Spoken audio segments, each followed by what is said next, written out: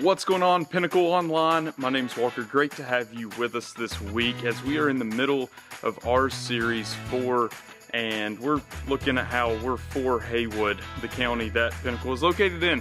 Hey, last week we talked about generosity and how we all can be generous with what we have. It's not about how much we have or how much we can give. It's just doing the best with what we do have, and having a generous heart is what matters. And you guys really stepped up. We had over 100 kids from some schools and the county that wanted and needed sponsors for Christmas, and you guys stepped up and just met that already. We have extra people already backfilled, and it's great because we're able to help out even more people. And so hey, if you've not signed up for that, if that's something you want to do, or if you just want to see what's coming around the bend as well for Haywood, is to sign up with the form that's in the description, but also follow our social media pages. We have some specifically for Haywood pages out there as well.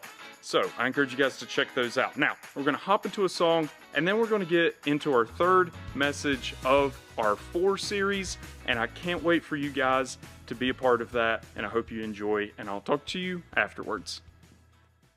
It may be midnight or midday, never early, never late. He gon' stand by what he claimed. Lived enough life to say, I heard your heart, I see your pain. Out in the dark, out in the rain. Feel so alone now, feel so afraid. I heard you pray, in Jesus' name. It may be midnight or midday, never early, never late. He gon' stand by what he say, living off life to say. Help is on the way, round in the corner. Help is on the way, coming for you. Help is on the way, yeah, I lived enough life to say help is on the way. Sometimes it's days, sometimes it's years. Some face a lifetime of falling tears. He's in the darkness, he's in the cold. Just like the morning, he always shows. It may be midnight, midday. It's never early, never late. Oh, he'll stand by what he claimed. Living off life to say. Help is on the way, round in the corner. Coming for you. Yeah, I lived enough life to say help is on the way.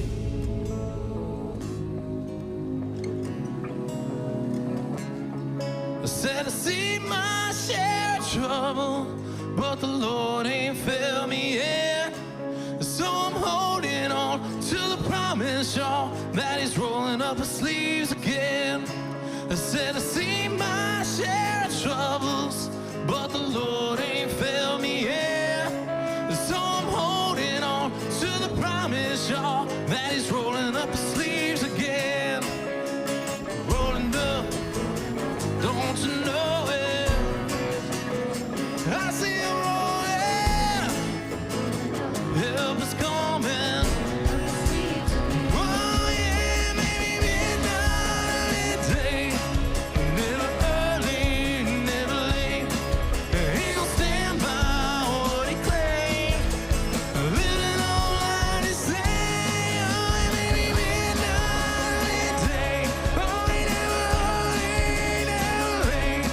He gon' stand by what he claimed,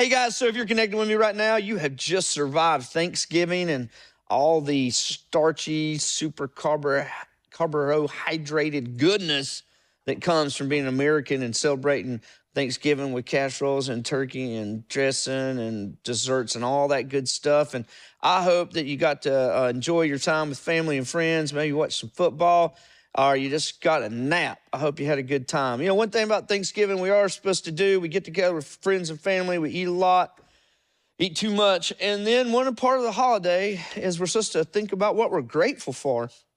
And that really got me to thinking as we're in this series 4, we've been learning about how we as a church want to be known more for what we're for than what we're against. And last week we looked at the fact that if we're going to be for people, we have to be generous, and that we were taught Jesus was generous, so we're generous. And we learned last week that a major part, a test of the sincerity of our faith is what we do with our money and our resources. And of course, the week before that, we learned that Jesus was for people who were nothing like him, and they liked him and he liked them back. And we want to be a church like that.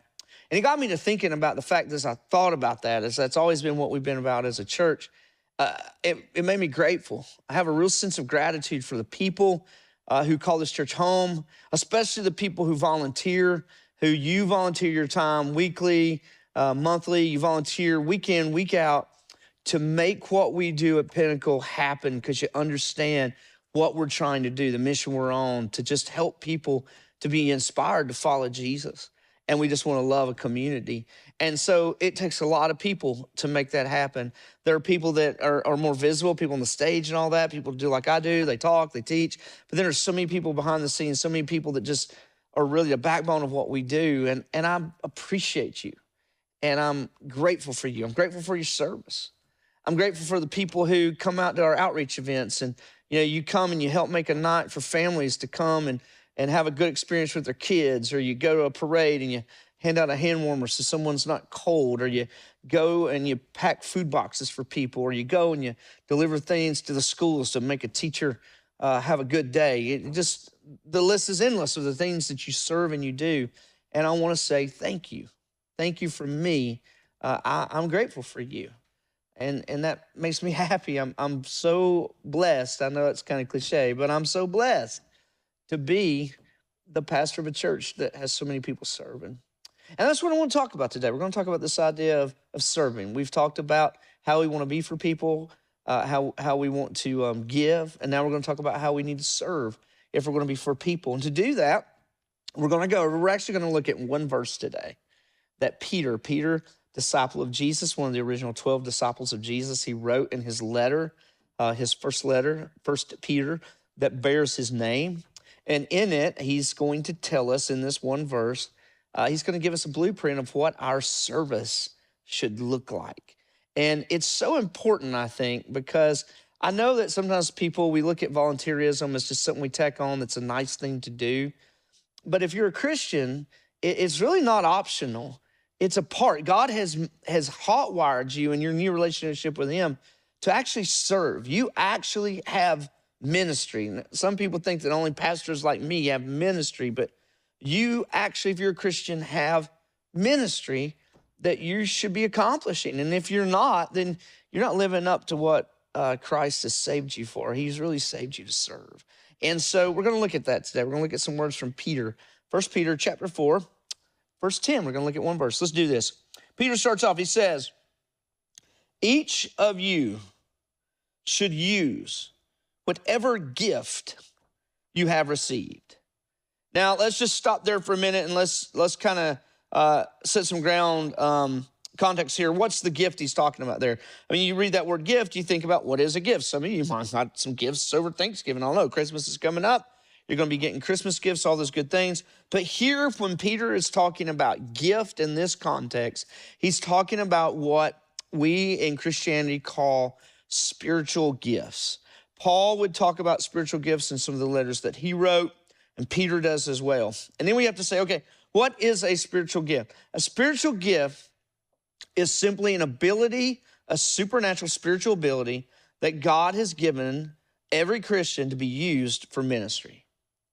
And there's some lists in the New Testament. You can go read in the letters of Paul. There are lists of specific gifts. I don't think those things are exhaustive of all the gifts that God gives us. But the point is, we've got to understand this. God has spiritually gifted every Christ follower. Not just certain special individuals are gifted to do ministry. Not just certain people are gifted solely to serve God. If you have a relationship with Jesus, you are gifted in certain areas. Every Christian has been given at least one spiritual gift. Now, a gift is not the same as the talents you've been given. We can all have talents. You might have someone who's a very gifted speaker, but God might give them the gift of teaching, and that they can stand up on a stage and teach people the Bible. You might have someone who is really good at singing, but because they have such a good talent of singing, God has gifted them with the ability of leadership to lead in worship. And so they kind of go hand in hand. But the thing I want you to get is, notice he says here in the text, he says, each of you. He's speaking to all Christians there. And you and I have got to get this, that no matter who you are, no matter how long you've been a follower of Jesus, whether it's a little or a lot, God has gifted you to use the gifts that he's given you. Because when we use those gifts, it builds up the church, and it also helps us to love people outside the church. That's why he says each of you should use whatever gift you've received. He says you should use it. It's not something that you just sit on the shelf. It's not something that we just use when we want to. It should be a part of our life, actually a lifestyle of what we do. And the gifting that God gives us can come out in various different ways. It doesn't always have to be stuff that other people necessarily see, the big things we see from the stage. It can be small things, behind the scene things that make it happen and still have a huge impact on people. Paul, over in the letter he would write to the Corinthian church, would talk about the church being like a body. And he said, every part of your body has a function. And he says, that's what spiritual gifts are like. That's what each person in the church, we're part of this body called the body of Christ, which is his church. And we all have a function to play, and it's all important.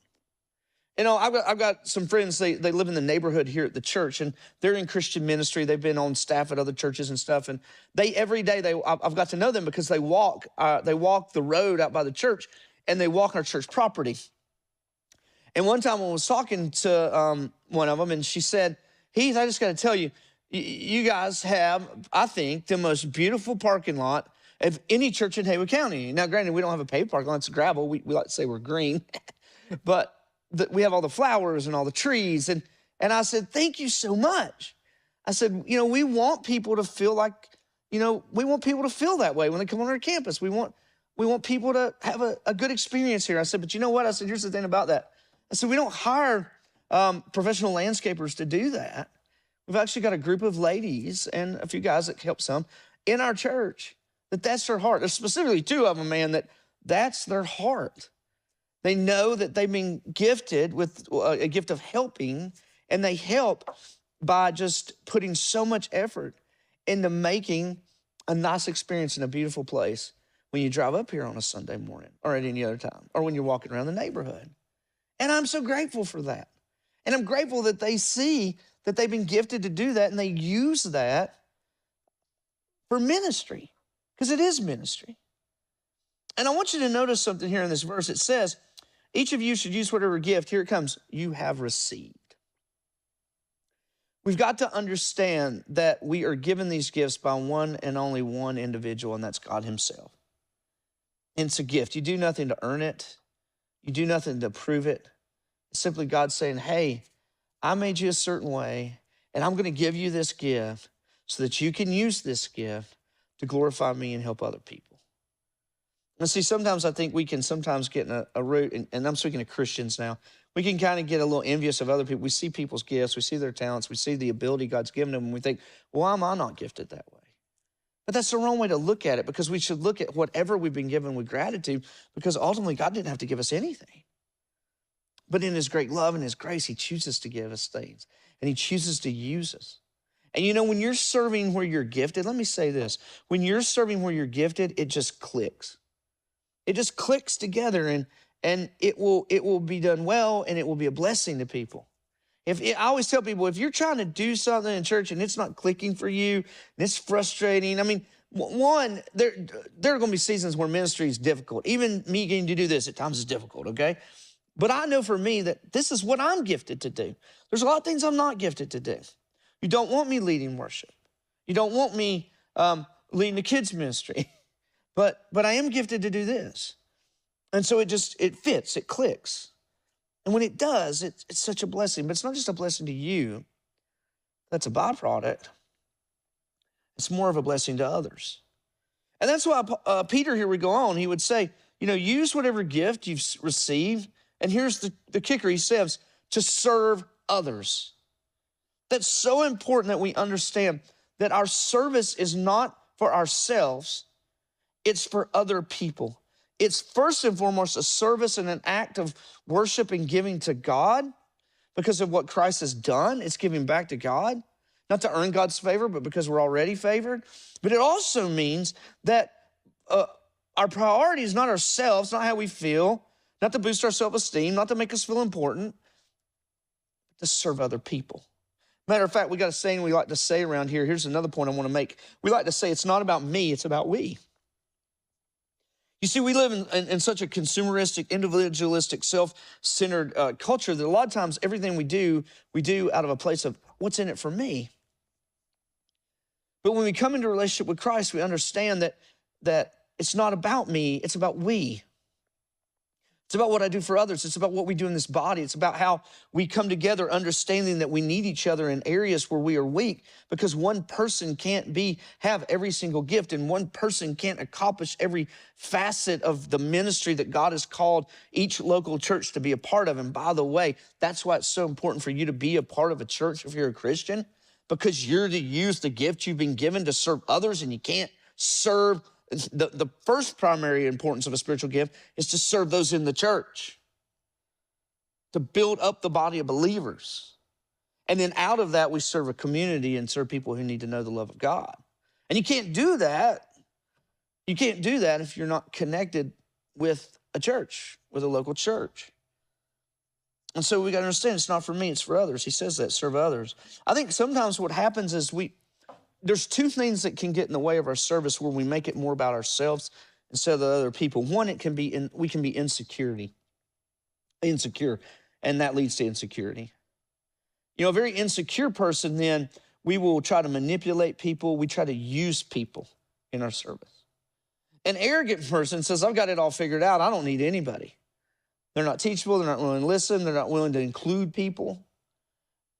And neither one of those are good. Where the real rubber meets the road, we understand we're free to serve. We don't have to be insecure in our service, and we don't have to be arrogant in our service because we can just humbly serve others because we know we're loved by Jesus. Danielle Strickland, she's a communicator at North Point Church, and I love this quote by her. She says, Jesus serves from love, not for love.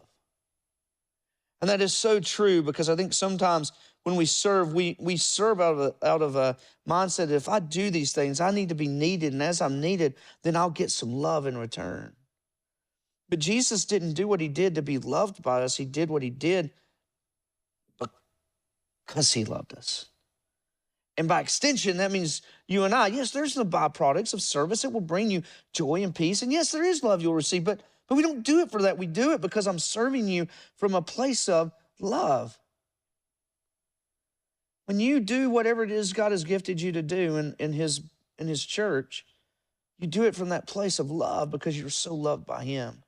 And by extension, you want to share that love with others by using your gifting. I always like to think of it that every week when I do this, when I take the time to study the scriptures and dig through them and labor through them and wrestle with them and question them and then put together a talk to talk to you and to teach you and bring something that hopefully will help you. And sometimes I get it right, sometimes I don't, but I try. Every time, to me, it's a way that I show people I love them. It's my gifting to show that I love them. It's my labor of love. I'm not a very gifted counselor. You don't want me counseling you because I'll just sit there kind of dumbfounded like, well, here's some principal scriptures and Suck it up, Buttercup. But I'm not good at that. Other people are. But I know this. This is what I'm gifted to do, and it's my labor of love to you. And it should be that way for you too. If you're a follower of Jesus, there should be certain things that you are just gifted at.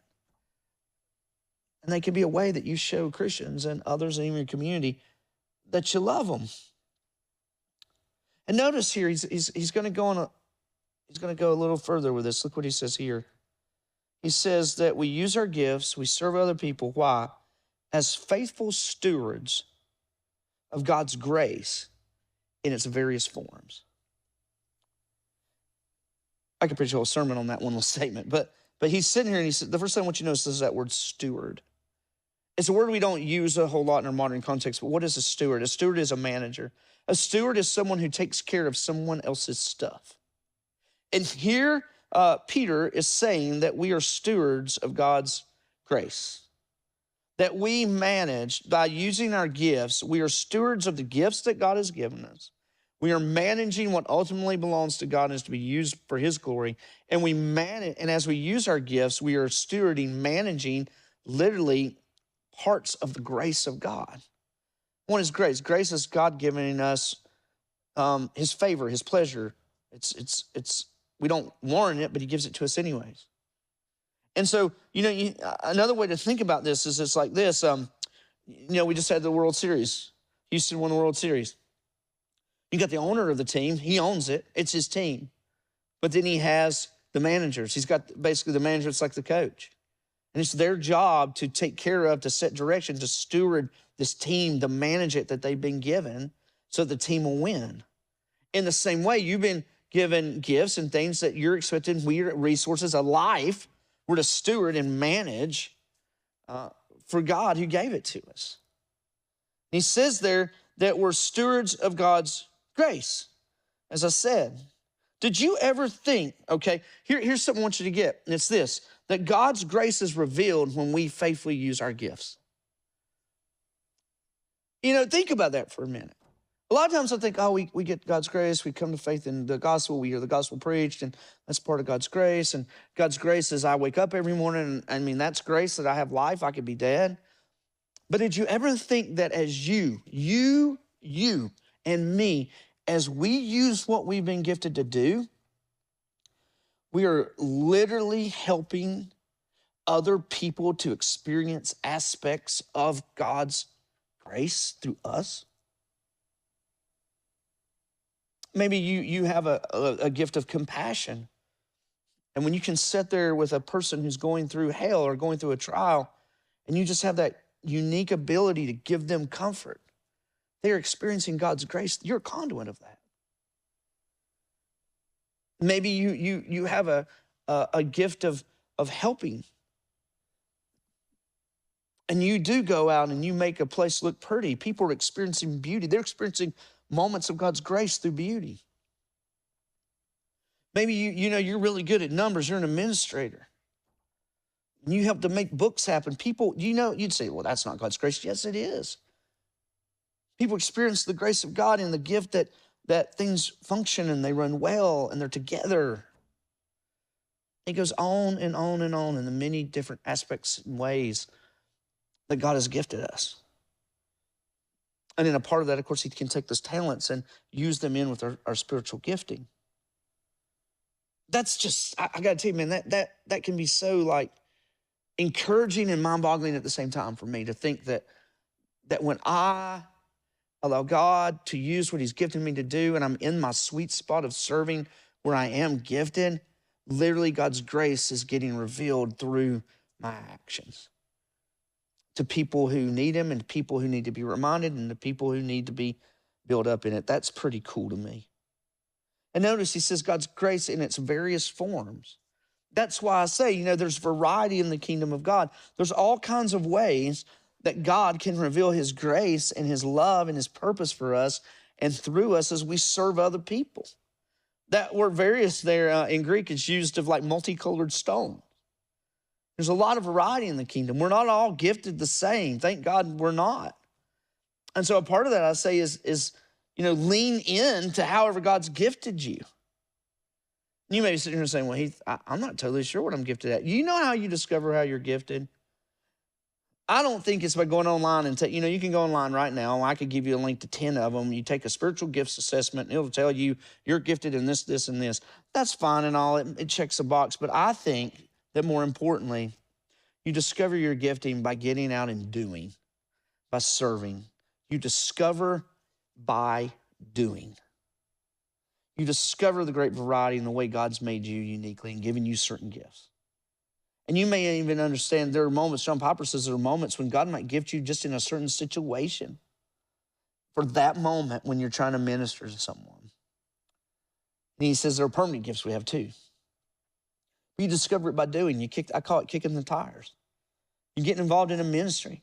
You try different ministries out. You try different things out. You try different experiences out. And then you'll find, hey, I'm not very good at that, but I am very good at that. And wow, this really clicks for me. And I really am good at this. And I think God's gifted me at this. And other people help you to discover that. You discover by doing. You stay in that variety. But then there's a word he uses here that I really want us to clue in on, okay? As I said, God's grace is revealed when we faithfully use our gift. Notice he says, use your gifts to serve others. Look what he says here, as faithful stewards. He's saying you got to be faithful. When someone is faithful, that means they're not hot and then cold. They're not in and then out. They're not fair weather.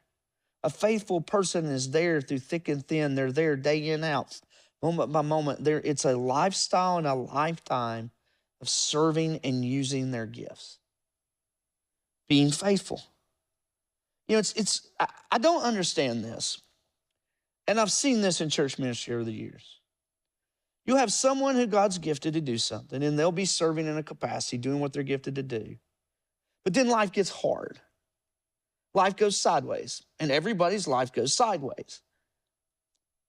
But instead of thinking, maybe I need to lean in and serve more because that might help me, I might need to be right where I'm at, serving others and being served by others, the first thing sometimes people will drop is, well, I need to take a break from my serving.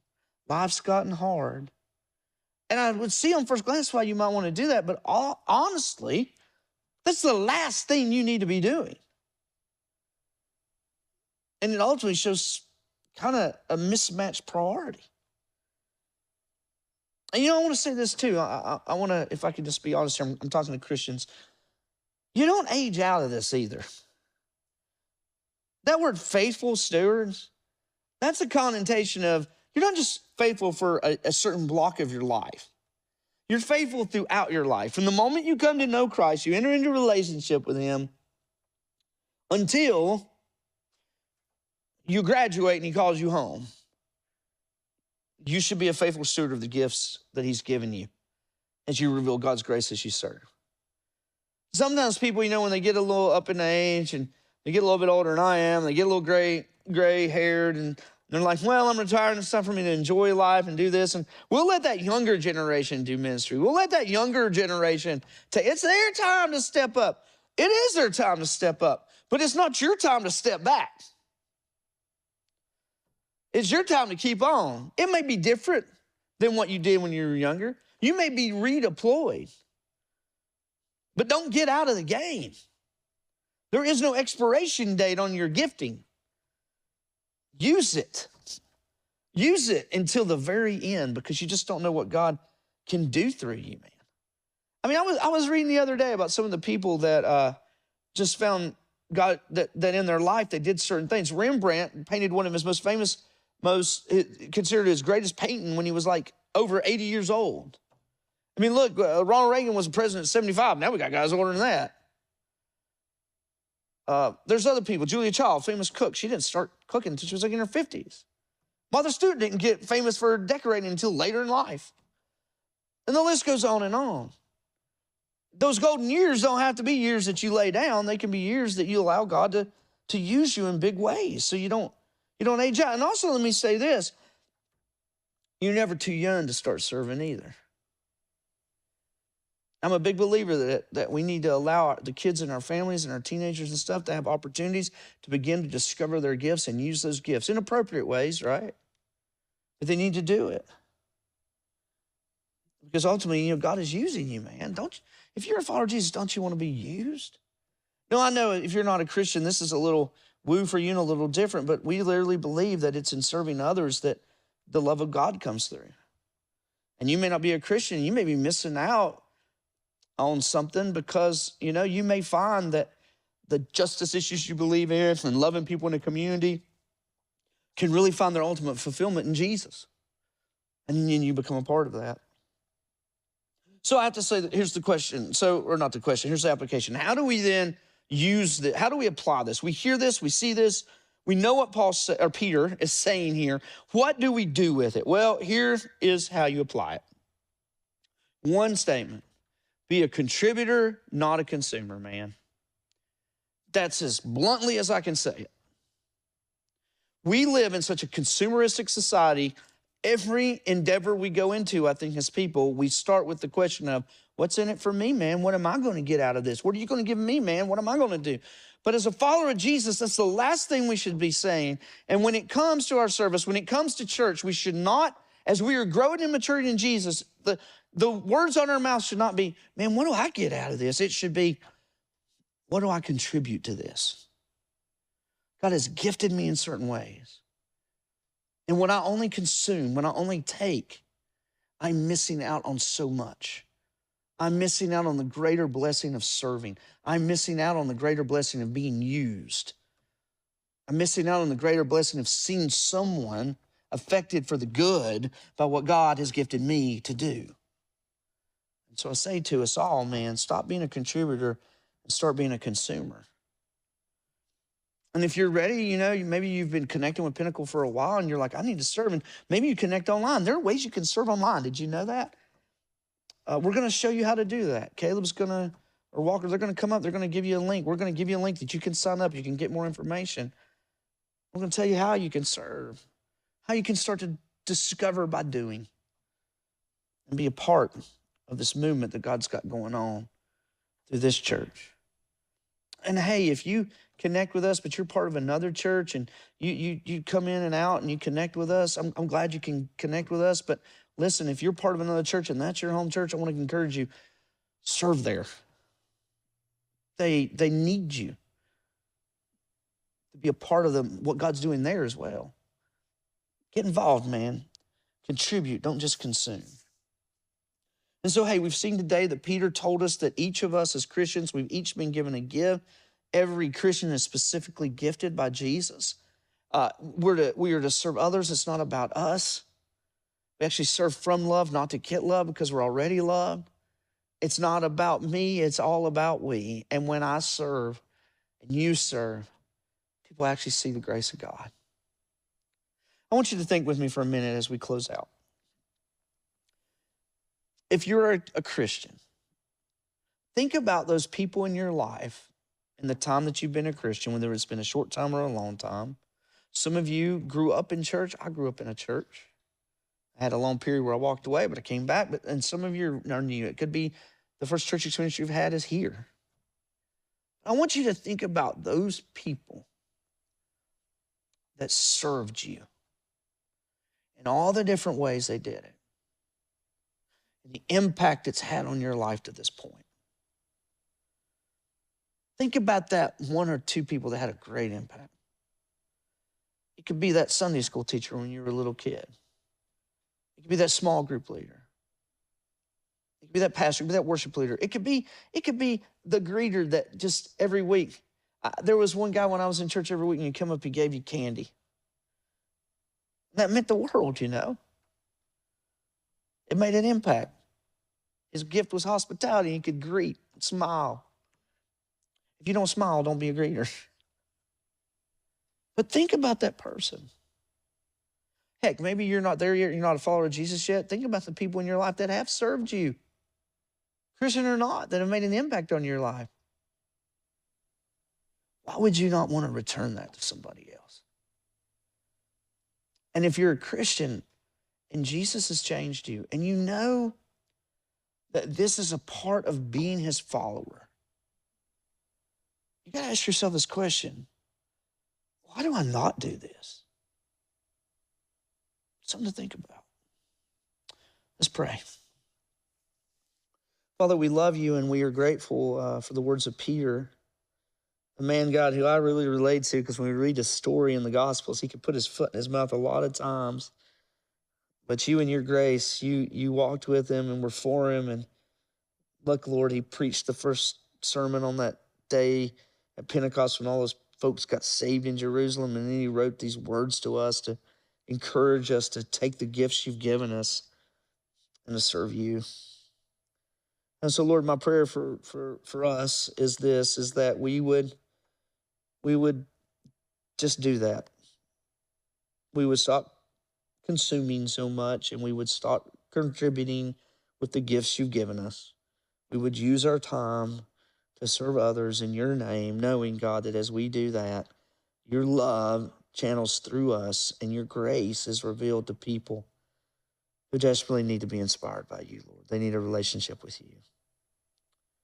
I love you, Father, in Jesus' name. Amen.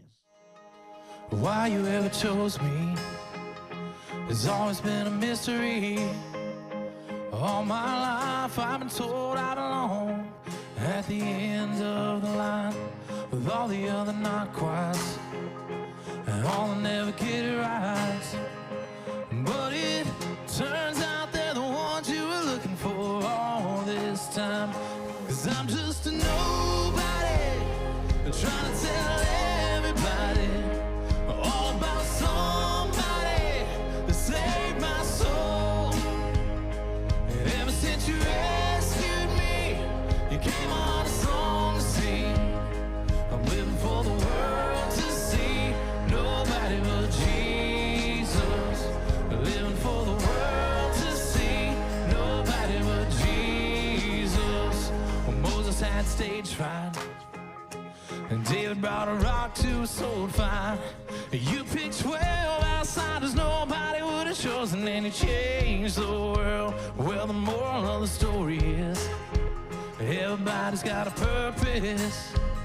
So when I hear that devil start talking to me, saying, who do you think you are? I say, I'm just a nobody trying to tell everybody all about somebody who saved my soul. Ever since you rescued me, you came on a song to sing. Living for the world to see nobody but Jesus. Living for the world to see nobody but Jesus. Go down, down, down in history as another blood-bought, faithful member of the family. And if they all forget my name, well, that's fine with me.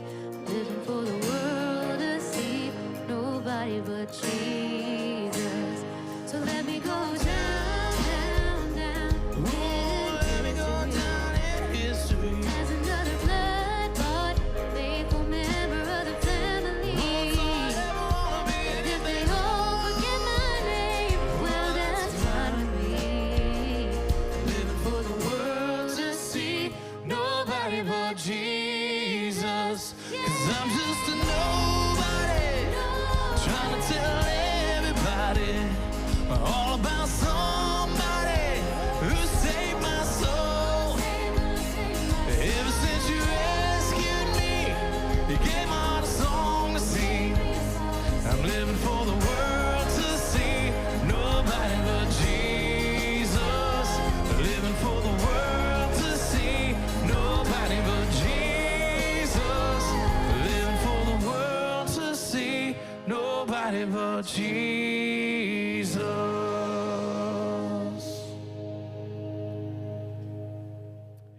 Hey guys, I hope you enjoyed that message and the worship today. We talked about serving, and I think it's just a great, I don't know, thing to realize that, hey, we can serve no matter where we are, where we're going, where we're from, doesn't matter. We all can stick out a hand and help and serve people no matter what situation we find ourselves in.